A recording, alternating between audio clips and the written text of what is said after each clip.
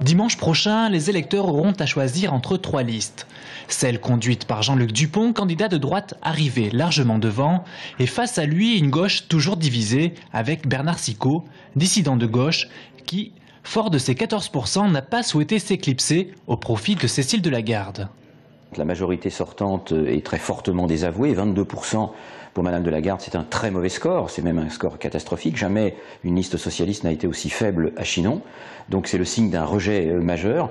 J'aurais aimé qu'elle en tire toutes les conclusions et qu'elle appelle à voter pour moi, car je suis le seul candidat de gauche à pouvoir rassembler, au-delà des rangs de la gauche, rassembler la gauche et le centre, pour pouvoir battre M. Dupont au deuxième tour. Avec 20 points d'écart vis-à-vis de l'UMP, une liste dissidente, la candidate du PS qui représente l'équipe sortante est consciente de son énorme retard et de sa quasi-impossibilité de l'emporter, même si le mot d'ordre reste l'optimisme. Et puis l'objectif, c'est effectivement de les rassembler autour de nos idées, de nos valeurs et de continuer, évidemment.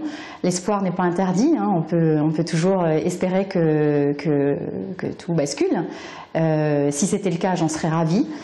À droite, on ne veut pas crier victoire trop rapidement. L'actuel maire de l'île Bouchard, briguant la mairie de Chinon, reste combatif tout en dénonçant les 25 ans de règne de la gauche chignonnaise à l'hôtel de ville. Il y a eu une équipe qui est aux affaires depuis 25 ans et qui a suscité beaucoup de déceptions.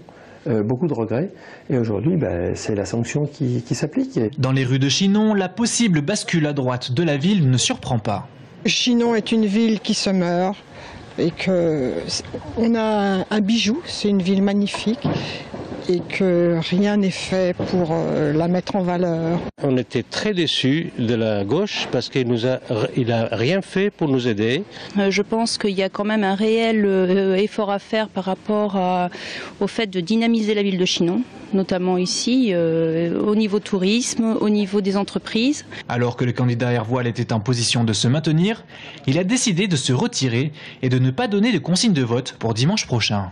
Nous sommes une liste apolitique au départ, qui doit respecter tous les avis politiques qu'il peut y avoir au sein de cette liste. Seul inconnu du scrutin de dimanche prochain, sur quels candidats se reporteront les 14% de la liste Hervoil? Un élément déterminant pour constituer une majorité plus ou moins confortable.